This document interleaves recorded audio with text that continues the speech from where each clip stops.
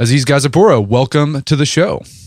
Thanks for having me, Brad. I'm excited about this. So you are a psychologist. You do counseling with individuals, and you wrote a book that I thought has an intriguing title, Not Nice, because the way you frame the issue in the book is that niceness is a problem for a lot of people. So before we get into why niceness, being nice, is a problem, what do you mean by being nice? Or what do most people think it means to be nice, but how does that actually play out in reality? That's a great question. And in my experience, working with a lot of clients, but also for my own life, I started to see a pattern, which was that the people that were the nicest also had the most anxiety, the most social anxiety, the most problems with self-esteem. And I started to look at the whole concept a little differently. I said, maybe being nice is not so great. And so I started to see it more and more and more, started to talk about it with clients, and then came up with this idea of I need to put this all in a book. And I was starting to write the book. And then I had this strange thought. I was like, wait a minute. Maybe not everyone is against nice. Maybe nice is good for most people. So I was sitting and having some dinner with some friends. And I said, when you guys hear the word nice, like so-and-so is nice, would you say that's a positive quality or a negative quality? And you know what I found, Brett? It was actually very mixed. Some people said, oh, that sounds like they're a really good person. And some people said, oh, no, they don't have, they're people pleasing or whatever. So I realized first things first, when I was writing this book, I had to clarify what I mean by nice. Because even, someone listening right now might think nice. That's good. That's how you want to be. That means you're a good human. And what I mean by nice is actually a very specific pattern that is rooted in fear. And at its core, there is a inability to tolerate upset in others. I don't want to make you upset. I don't want to do anything that's going to bother you, hurt you, burden you, irritate you. And so I'm going to limit myself. I'm going to conform to what I think you want so that everything is smooth. And that's really what's behind most nice behavior when you look at it. And it's very different from being kind, generous, loving, compassionate, and these other high virtues that we actually want to be in life. So, when people think they're being nice, they're thinking, I'm putting others first, but they're not really putting others first for the person. Like, they're doing it for themselves because it soothes that anxiety about being rejected or upsetting people. It's all about them. Absolutely right. And this is a hard one for people it's a little bit of a bitter pill to swallow, but it is liberating to see that. I'm doing that because I can't tolerate you being upset with me. I'm doing this out of fear. So what are some, you said, some of the ways that niceness manifests itself in a negative way? Is it just a matter of not being able to say no, just going with the flow, et cetera? What are some manifestations of this sort of bad niceness? Sure. It's really all of what you're saying and more. So if I can't do anything that's going to make waves, make friction, then I'm going to have to go with the flow no matter what. I'm not going to be able to say no to you because that might upset you. I also can't ask for what I want directly because of what if that's going to bother you? Well, what if you feel burdened by my asking? I'm certainly not going to disagree with you, have conflict with you. I'm not going to point out something that bothers me that you did or that's not working. I'm going to keep that all inside. I don't want to make waves. I don't want to upset you. So I'm going to hold more and more inside. So there's a lot of holding back, restriction, silencing yourself. And then with that, we do a lot of mental games to justify why we're doing that. Oh, now's not the time. Oh, I should just let it go. I should be more relaxed. This shouldn't bother me so much. And so we keep this lid on. And so there's a lot of lack of expression of what's bothering us. And it's these big things that I'm talking about, not saying no, but it's really moment to moment. It's in that conversation. Do I change the subject? If someone says, oh, I think such and such, do I just say, oh, cool, yeah. Or do I say, you think that, really? Oh, I see it differently.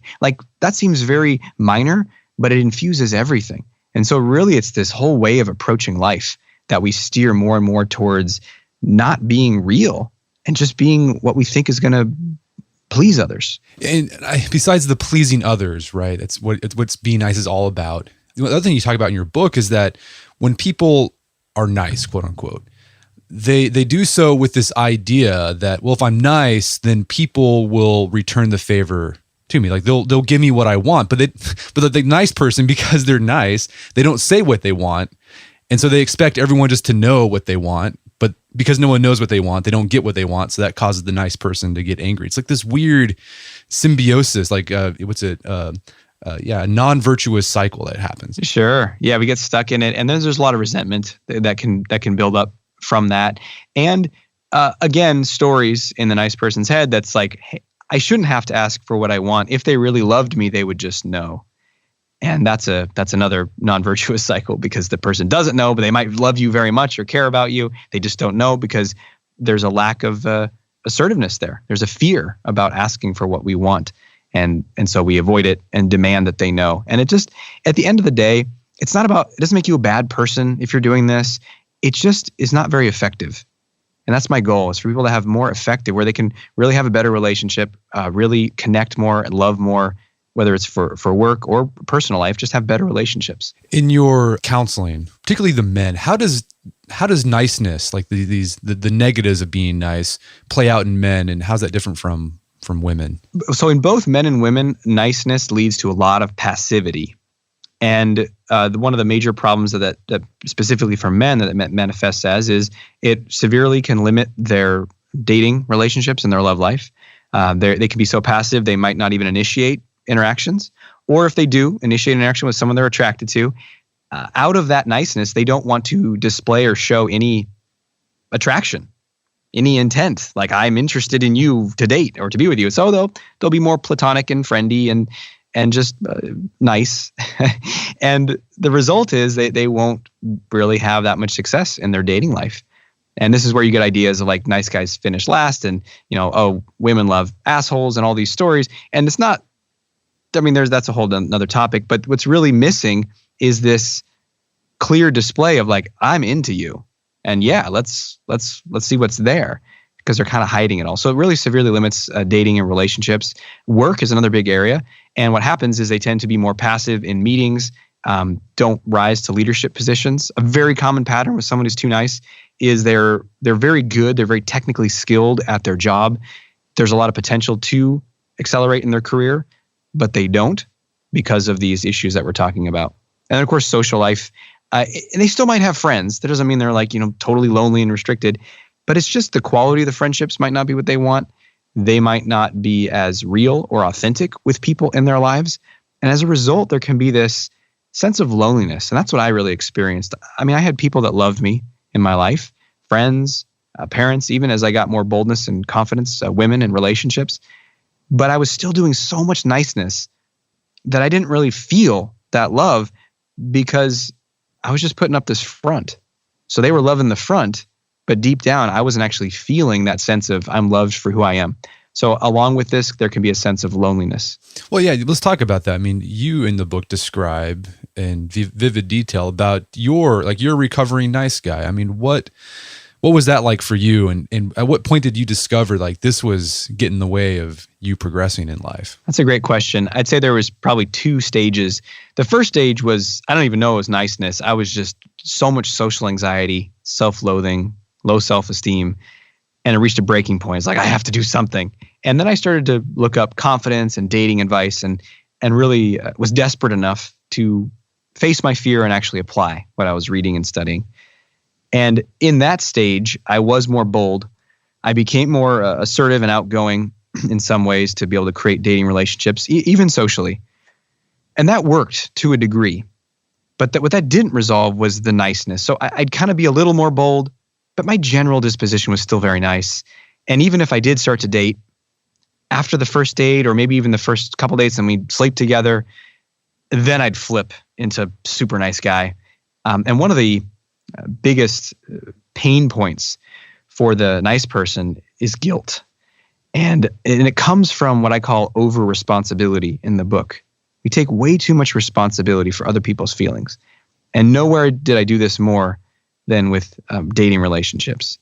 So whatever I do, I better not create the slightest feeling of discomfort in her. Whether she wants to do X and I don't want to do X, I want to do Y, well, I better just do X because I don't want to disappoint her. She wants to hang out on a certain day, I better clear my schedule. As I say it, it just sounds so extreme, but it was. And so even though I was outwardly a bit more bold and confident, this niceness was really plaguing me, and it prevented me from actually being able to have a lasting long-term relationship. because I had no boundaries. Yeah. So why do you think the over responsibility got in the way of a lasting relationship? Because I mean, on people would hear like, oh wow, someone would want to stay with you if you're catering to their needs, but why isn't that the case?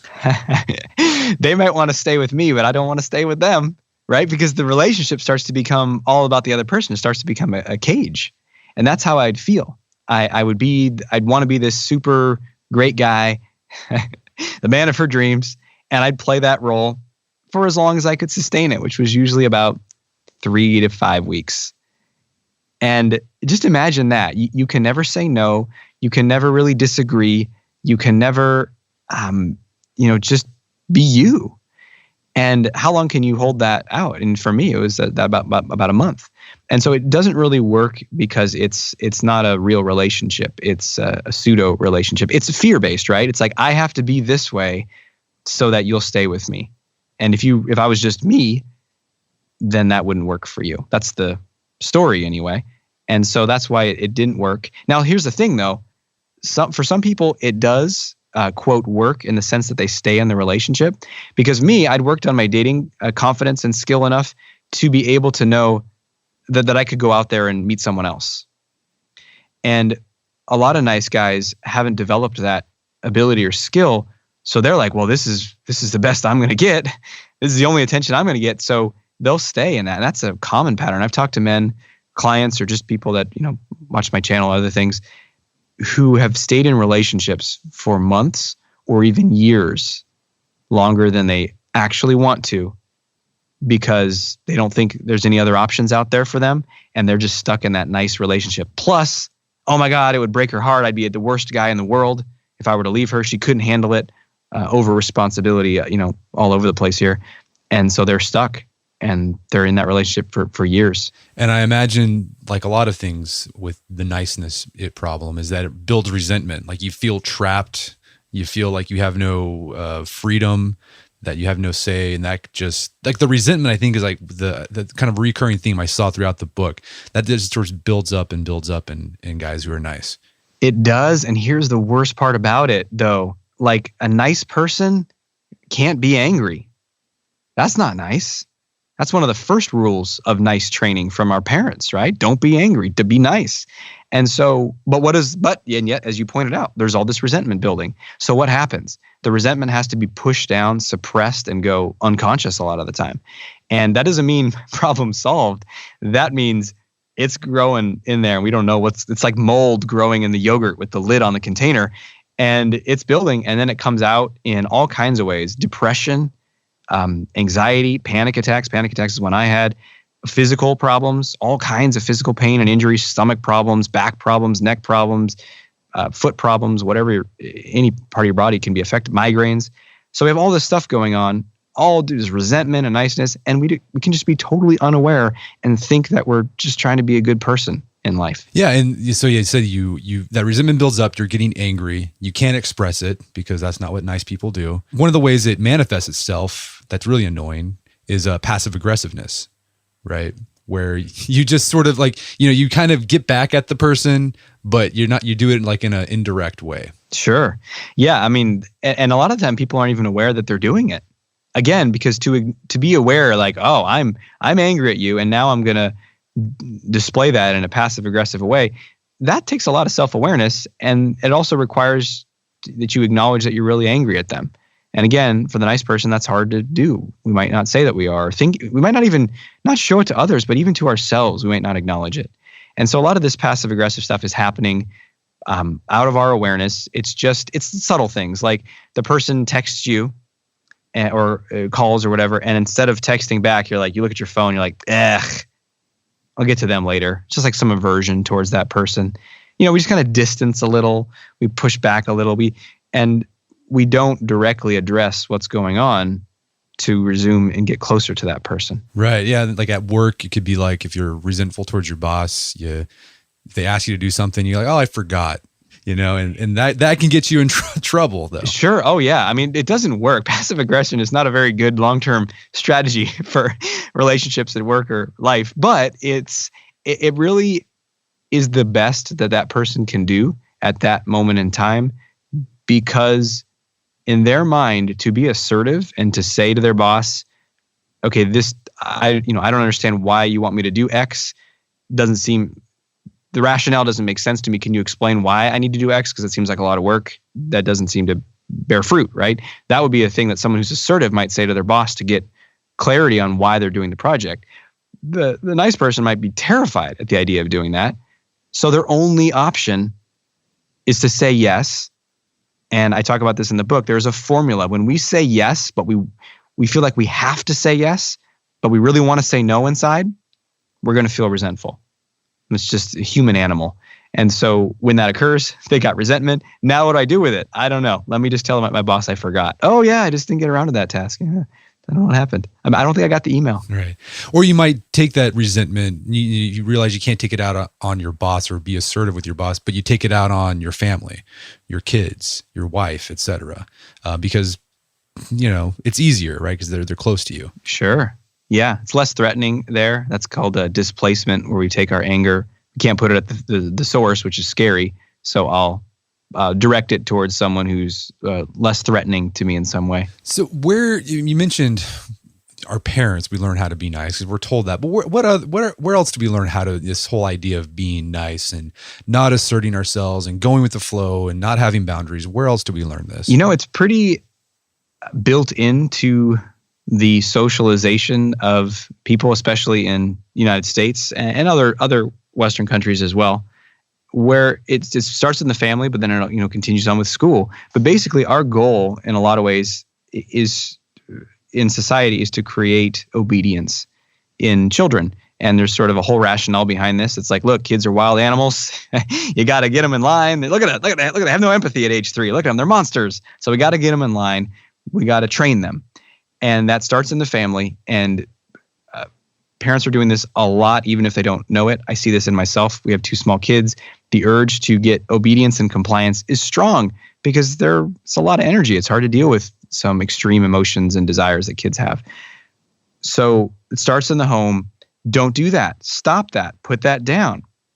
And here's an example. There's a friend of ours that was with our kids. And, older brother hits younger brother and takes something. And she says, don't do that. That's not nice. And takes it back and gives it to their kid. And you might look at that and say, oh, no, that's great. That's great. You're teaching the kid not to do that. But really, you're not teaching the kid. You're trying to enforce a rule. And I think there's more skillful ways to help that situation that doesn't impose that nice training. But then they get to school and you got, depending on what age you're starting, but you got 10, 15, 20 kids per teacher in the room. You got to have compliance and order. It's the only way with a bunch of 5-year-olds or 6-year-olds in a room. So there's a strong sense of like, this is right, this is wrong. Be this way, don't be that way. And there's a desire in adults to see kids be kind to each other. And we want that to happen. And I think we want it to happen too early. We don't understand the developmental stages of kids. They might just not have the empathy. So we try to make them do it. And you apologize for what you did there. And the kid just says, I'm sorry. And it means nothing. But we're trying to train them. And I think we need to nurture them more like plants than we do need to train them like a dog. And I think that training is happening all over the place. And as a result, you get people that are trained from age 0 to 16 or whatever age they start to be, maybe even 18. And then we say, great, now you're out in the world. Now go be assertive. Go after what you want. Handle rejection. Don't take no for an answer. And it's the complete opposite of what we've trained them for. And then why are you so passive? Why are you so compliant? Why are you so obedient? Well, that's what we trained them for.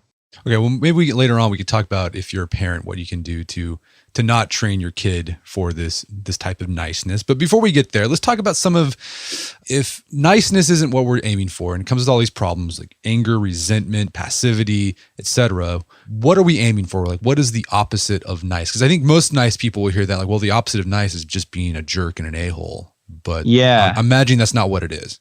Right. And that's the question that people will sometimes say. Should I just go total a-hole for a month just to solve this problem? I'm no. It could be an interesting experiment, but I don't think that's the best route. I think it's a misunderstanding of what nice is, right? It's still thinking that nice is a caring person. Really, the the solution and the opposite of nice is to be more you, to be more bold, expressive, authentic, direct, and assertive. That's nice. So you think of nice as like this false persona. We're just talking about being more the real you. So for example, someone says, hey, can you do blah, blah, blah? And you check in with yourself and you look and you're like, wow, I have a lot going on in my life right now. To take that on feels like too much right now. And you honor that inner, like you honor yourself and what you feel like you can handle or what you want to handle. And then you say, listen, I can't do X. And that's being more assertive, more direct. It's not being an a-hole. Here's the thing though. People that have been nice for a really long time hear that and say, oh, I can't do that. I'd be such a jerk. So the problem is if we've been nice for too long, we're not calibrated right. Just basic assertiveness, healthy boundaries, taking care of ourselves. We feel guilty at first doing it. We feel like we're a bad person, but you're not. You just need to recalibrate to a healthier level of self-interest. Yeah, that calibration analogy was really interesting for me because I've noticed that too. Whenever I think about having to say no to someone, I'm like, I'm going to let this person down. In my mind, I'm like, oh my gosh, they're going to be devastated and it's going to just completely, they're just going to be so sad and upset that I have to say no. But like in reality, it's like not. It's like, I think it's going to be a 10, but in reality, it's a 4. So like, how do you recalibrate yourself so you realize that by setting boundaries, by asserting yourself, by saying no, things aren't going to turn out as bad as you think they are? That's a great question. And like any other form of fear, the way to overcome it is to face it and see what actually happens. So when I work with a lot of social anxiety clients, if I talk to this person, they're going to hate me. It's going to go terrible. They're going to not like this about me. And we can do all the inner work in the world to get them to have higher self-esteem and feel ready for it. But at the end of the day, the thing that's going to transform it the fastest is to go test that out. Talk to that person and see what actually happens. And just like you said, when I say no, I think it's going to crush them. It's going to be a 10 out of 10 and ruin their life. And it turns out it's a 4. And the only way for you to really get that deep down in your nervous system, not just in your intellect, but in your body, so you can feel more relaxed about saying no, is to do it. And to do it many times. Because the first time we do it, we might be like, just overwhelmed and we feel bad and guilty. And then you do it again and again and again and again. In fact, I talk about this in the book. I say that the 3-step process, if you want the 30,000 foot view on how to recalibrate and change ourselves, first is to really get on a level, hey, I don't want to be this nice. This isn't about being a good person. This is about fear. So I'm going to do something different. That's the first step, is to really get that and decide. The next step is to do the stuff that's uncomfortable. So someone ask you a question, you do say no to them. You do ask for what you want. You do tell someone that you're bothered by something. You're more direct. That's the second step. The third step is to work through all the inner discomfort, which is probably going to be guilt and anxiety. Those are the 2 biggest discomforts. I feel so guilty for saying that. I feel so anxious because I was more assertive. Did I go too far? Was I a jerk? We deal with that anxiety. We calm ourselves. And over time, we start to see, wow, the world's not falling apart. My relationships aren't disintegrating. In fact, and this has happened for so many clients of mine, they start to see, wait a minute, people actually are respecting me more. People are not, and rather than burning the bridge and losing the relationship, they actually seem to be more accommodating with me now that I've been assertive with them. And it's really a whole paradigm shift. It's kind of mind-blowing for people when they see it. Yeah, I mean, I think that's what a lot of nice people don't realize, or people who are having this nice problem, is that people respect individuals with autonomy and agency and who are bold and know what they want. Like, they respect that, or healthy people respect that, I guess I should say. There might be some unhealthy people that actually take pleasure in someone who is groveling and passive. But most people want, like, especially for guys, like women want a guy who knows what he wants in life and goes after it. Absolutely. Yeah. Which is the, opposite of nice. Well, let's talk about some brass tacks things here that kind of help people kind of get through those sticking points when they're first starting on this recalibration process. I know for a lot of nice people, saying no just fills them with dread because they feel like they're going to let someone down. They're going to upset them. So what are some things that people can do to get better at saying no in a way that's maybe graceful, or because I think it's like a lot of people are feeling when they say no, they're afraid they're going to be awkward about it. So any insights there? Really, we want to let ourselves be beginners. So I want to look great doing some kind of dance. I don't know, ballroom dancing. I actually don't really want to do that, but that's a great example. I want to look smooth ballroom dancing. Maybe you got a vision of some movie you saw. Like, I want to be that. Okay, great. On your first dance lesson, you're probably not going to be that. And maybe it's going to take you a while. And it's the same thing with saying no. And you really want to start to think about all these things as just skills. And usually, if we've been nice for 10, 20, 30, 50 years, whatever, we haven't built that skill. The muscle's kind of atrophied and weak. So we got to build it up and just give yourself permission to be a little clunky and a little messy. It's like, oh, what if it's awkward? Okay, well, my first couple will be awkward, and then I'm going to learn some things, and then I can do a few more, and then it'll be smoother and smoother and smoother. And I'll give some specific tips too, though, so it can help accelerate that process. One is to, first and foremost, give yourself complete permission to say no to things in life. Because as long as you have this conflict inside, oh, I'm so bad for saying no, it's going to come across either as overly apologetic because you think you're doing something super bad, or kind of harsh and defensive, like I have a right to say no. And so you're kind of harder in your voice. But when you're really okay with it, you could be a lot more relaxed and loving about it. Oh, come on, you should stay an extra day for this thing. Oh, so thank you for the offer. That sounds great, but I need to get back to whatever. So I'm not going to be able to do that. And you're just very calm about it because it's okay for you to say no. So that's honestly, that inner work and that inner permission is the biggest tip.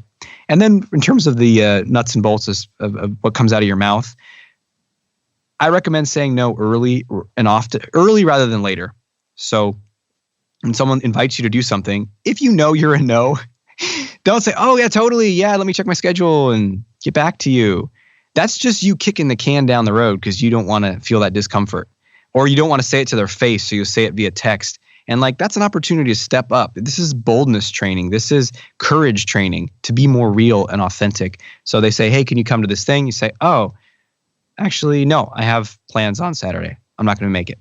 Or, oh, that kind of thing doesn't seem like my sort of activity, but I'd love to get lunch with you next week. So you say no, you say it directly.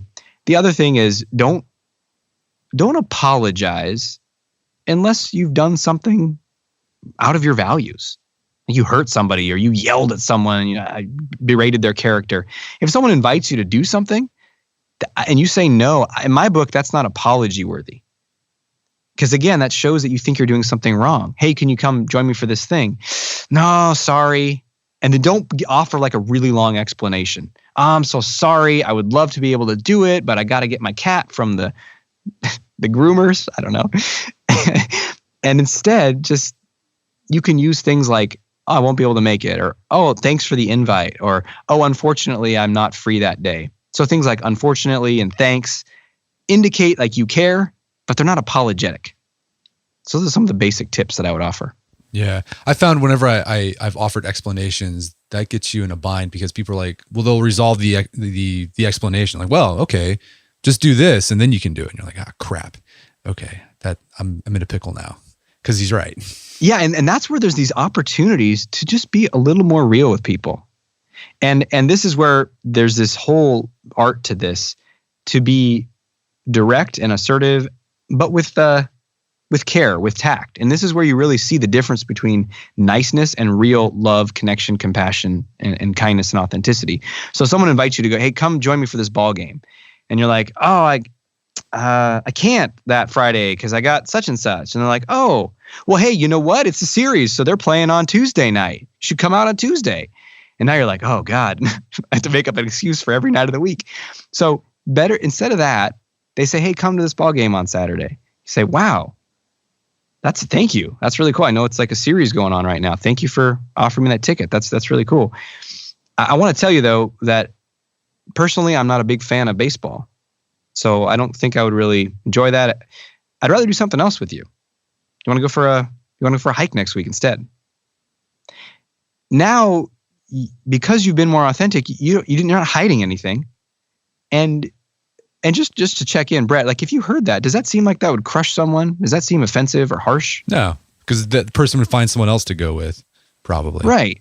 And you're just telling them, and I do, I'm saying, hey, thanks for the invite is acknowledging the other person for inviting you, but there's no apology there. And it's really about connection with that person. But now that person knows, and they're not going to offer the Tuesday one or the next one or the next one or the next one. And they know you better. And I talk about this in the book. Like we have a choice. We can strive in life to be liked by everyone. That's the people pleasing, approval seeking, or we can strive to be known. And when you share, hey, I'm not into baseball, let's do something else. Now that person knows you better, and they know not to invite you to that anymore. It doesn't mean your friendship's over. It just means, oh, yeah, Aziz doesn't like baseball, so let's invite him to do something else. Well, let's get to that people-pleasing thing, because I think that's sort of at the heart of being nice. The reason why people don't say no, the reason why people don't say what they want. Like, what is the mindset shift that has to happen so you stop people-pleasing all the time? That's a big one. So people-pleasing is also called approval-seeking. It's basically each person that I interact with, I want them to like me. And first and foremost, I want them to not have any negative thoughts, feelings, or judgments about me whatsoever.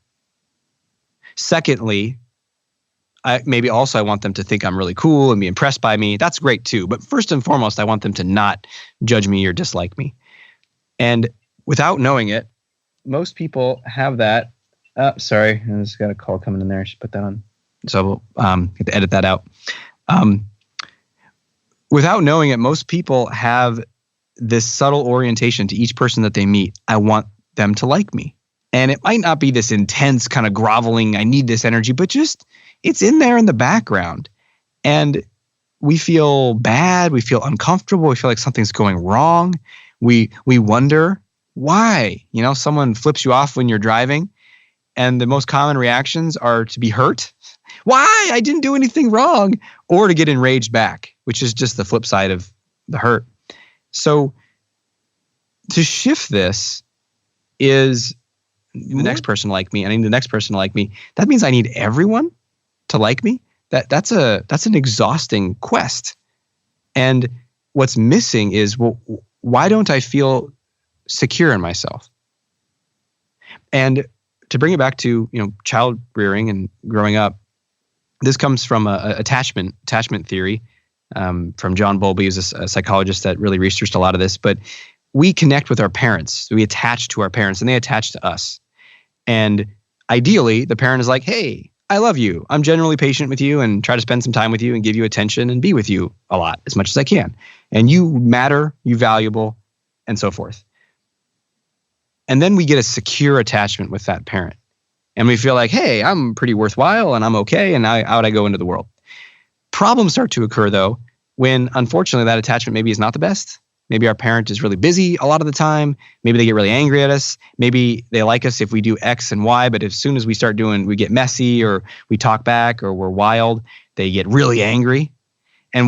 Or they're just, like in the case of my dad was just very busy with work, but also when he was at home, he was just kind of in his own world and in his own head and not able to really slow down and be with his kids and pay attention to them.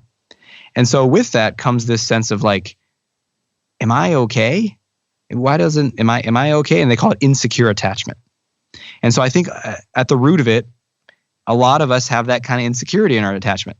You might be saying, well, what does this have to do with approval seeking? Well, I don't have that strong attachment bond with anyone. So then I go to you and I'm like, can I plug my hose in with you? Will you give me attachment? No? Okay. How about you? And we're just trying to get it from every person that we meet. And the solution to this is not just a mindset shift. It's like a heart shift. It's like we have to heal that inside of us that is insecure, that is missing. And that's a process I could talk more about if you give you the top level view if you're interested. But we really got to basically learn how to unconditionally be with and love ourselves and heal up those attachment issues so that we feel more relaxed talking to other people. Well, so yeah, top level, what does that look like, that process look like? Sure. Basically, it means that when we feel insecurity, inadequacy, pain of not enoughness, needing, oh man, I'm so upset because they didn't like me. Instead of scrambling so much to get it out there, we need to slow down and take time to like find that grasping, aching part of us. It's usually in our chest, maybe in our stomach, in our throat, like physically in our body, and be with it. And then start to treat that like the parent we never had. So basically we give it attention. And I say it's kind of like a part of us or feelings inside of us. We give that, so that part, let me give you a more concrete example. I really want this woman to like me. Maybe we just met or we went on a date and now she's not responding to my texts or I don't know, maybe she doesn't seem interested in me for a second date. And I have this like overwhelming sense of anxiety and I messed it up and I'm worthless and all this pain. And a lot of the time we might obsess on what was the text that I sent her? How do I get her back? What's you go online and look up some pithy texts to win her back or whatever. And instead of all that, what I'm suggesting is you literally stop what you're doing. Maybe go for a walk, sit down in your house or whatever and turn off all TV and everything and just breathe and go inward and find that squeezing pain right in your chest, in your stomach, somewhere else in your body. And if it's strong, you'll feel it. And you just relax and give that. Imagine it's like a 10-year-old kid or a 5-year-old kid or a 12-year-old kid, doesn't matter, whatever age, who's just like, hey, I want this person to like me. And you just meet it with empathy, patience, and love. Yeah, of course. You really want her to like you. It hurts that she's not responding to you. I know. You want control. You wish you could get it, but you can't. And it's not so much the words. I'm using words here, but it's really an attitude and an energy towards yourself. And here's the biggest thing I found. It's actually most important, more than the words, more than the energy. It's the attention. It's giving that part attention, just like, because it's that kid inside of us that didn't get that attention. And I found that to really heal this stuff, people need to do this on a daily basis, not that long, maybe 15, 20 minutes a day. But, as you walk, as you run, do your exercise, you just, or just sitting in your house, you just focus in on it. And over time, it's not like a magic light switch, but over time, over a couple of weeks or months, people really heal it in a deep way and start to feel a lot more secure. And all of a sudden, something like that happens and they're like, wow, I don't feel so stressed out about it as I used to. Yeah, that sounds a lot like loving kindness meditation or self-compassion meditation. I think I've heard it described. So yeah, and you can find those online if you want. If you're looking for a guided meditation, find some self-compassion meditations. And again, like once you have that secure attachment, I imagine that resolves a lot. I mean, like you feel more secure about being rejected because you're like, well, I'm okay, right? Because I'm good with myself. You feel okay by saying no because you have that foundation within yourself. So maybe that's one of the key, like you said, like it's like that heart change can go a long way in clearing up a lot of this stuff. Absolutely. Well, let's talk about boundaries. What do you mean by boundaries, and why do nice people have such a hard time establishing or keeping them? Sure. Well, boundaries are simply knowing what you want or don't want in a situation. Your preferences, if you will. And the example I use in the book is you're sitting in your yard, you share a backyard, and there's a fence between you and your neighbor, and there's a little gate there or something, and your neighbor comes over and opens the gate to your yard, and you're just sitting in your backyard. Does that bother you? I don't know, maybe not. And then they walk into your yard and they go to you have a peach tree in your yard, and they walk over and there's some fresh peaches growing on there, and they grab a peach and they start to eat it. Does that bother you? Maybe, maybe not. Then they start to walk over to talk to you and they step on your flowers. Does that bother you? And it's a little interesting thought experiment because this is a sign of boundaries. Like, do you want them to enter your yard? Do you want them to eat your fruit? Do you want them to walk on your flowers? And we want to know, first and foremost, what's right for me? What do I want or not want? And so in that instance, people can usually imagine like, well, maybe I wouldn't mind them coming into my yard. We like to talk now and then. But wait a minute, eat my fruit, step on my flowers. And so those are signs of your boundaries. So you're talking to someone and they're sharing about their lives and that's interesting for you, great. But all of a sudden they start going on and on and on and on, and there's no pauses in the conversation and there's no focus on you at all. And you start to feel like, I'm not really enjoying this. That's like someone stepping on your flowers. That's a sign. That's a signal. And so the most important part of being able to have boundaries is to know what they are. And you know what they are by paying attention to that inner, ooh, I like this, or ugh, I don't like this. And we know if we tune in. Now we can have some nice person training on top that says, don't assert your boundaries. People are, if you tell that guy not to eat your peach, he's going to yell at you. Or don't change the subject because you're going to crush that person's feelings. So we can have some nice stories that prevent us.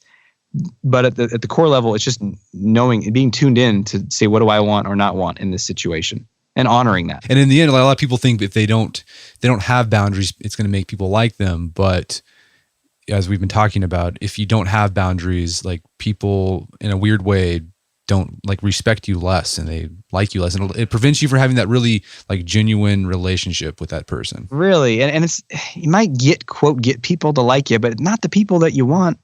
You're going to get people that have their own issues with boundaries. And probably if you're the one with no boundaries, you get someone who is used to stomping all over the place in other people's yards. So someone who's more controlling, or that's what you're going to get. And when you establish this and have those boundaries, you do have relationships, but with people who also respect boundaries and have healthier boundaries, and it leads to a much better relationship. Good fences make good neighbors, right? Yeah, there you go. So let's say you are a parent. Let's say you're a parent and you're like a recovering nice addict, right? And you're realizing that you've got this issue and you're working through it. What can you do to ensure you don't pass this on to your kid, while simultaneously teaching them how to not be a nice person, but a good person, and whatever that means. So yeah, well, that's a great question to ask, is what does that mean to me? Because when we say, good and bad are these blanket sort of evaluations. That's a good person or a bad person. What does that mean? So really what we want to look at is, what are my values? What's important to me in life? Is health important to me? Is being compassionate important to me? Is giving to people in need important to me? Is taking care of the earth important to me? What are the values that I have that I want to impart on my children? And if you're a parent and you've never sat down and done that on paper, or gone on a long drive and really thought about it and talked about it with your spouse or whoever you're raising your kids with, I highly recommend you do that. And that's a fundamental thing that's overlooked. And it's good for you to do for yourself too. What are my values? What's important to me in life? Then how do I want to impart that on my kids? Well, the first way that kids learn from their parents is modeling. The second most common way that kids learn from their parents is modeling. And the third way is also modeling. Your kids are going to learn way, way, way, way, way more from watching you and seeing how you operate in the world with other people, within your family, and with them. They're going to observe all that, and they're going to replicate a lot of that. So you value health, but you smoke. The message isn't, it doesn't matter what you tell your kids. And same thing, if you value kindness and respect, and you want your kids to be kind and to respect people, and then you treat them in a disrespectful way.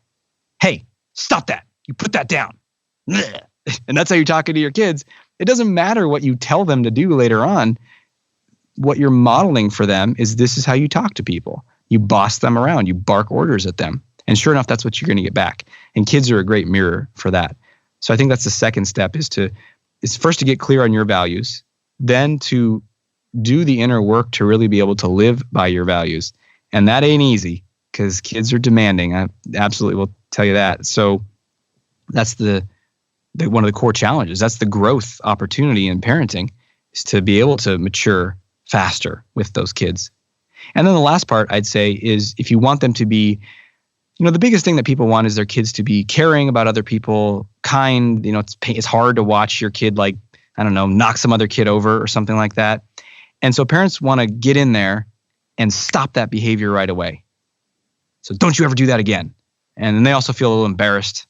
Oh man, people saw my kid do that. I gotta publicly chastise my kid, even though it's not going to probably do anything, but just to show other parents that I'm doing something here. And I really think it's worth re-examining all that and saying, well, how do kids actually grow? And one thing that is different is, in attachment-based parenting, you realize that the attachment and having a really secure, strong, healthy attachment with that kid is going to grow them into a thoughtful, caring, self-directed, member of society. And that emerges over time like a plant. So you don't need to like whack it every time it goes out of line. You just keep working with it and have that secure attachment. Treat them with respect. And this is a hard one. Can I develop unconditional love? What does that even look like? Because man, it's hard not to withdraw love when they do something annoying. But can I find it in myself to still lovingly tell them no and not exasperatedly telling them no?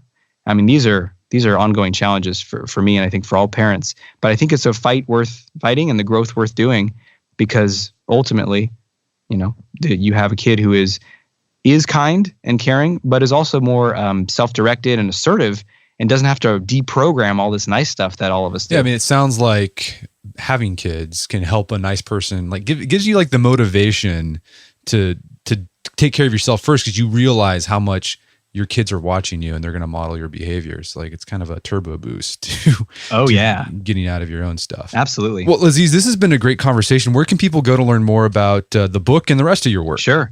I'd say the best place is on my website, which is socialconfidencecenter.com. That's socialconfidencecenter.com.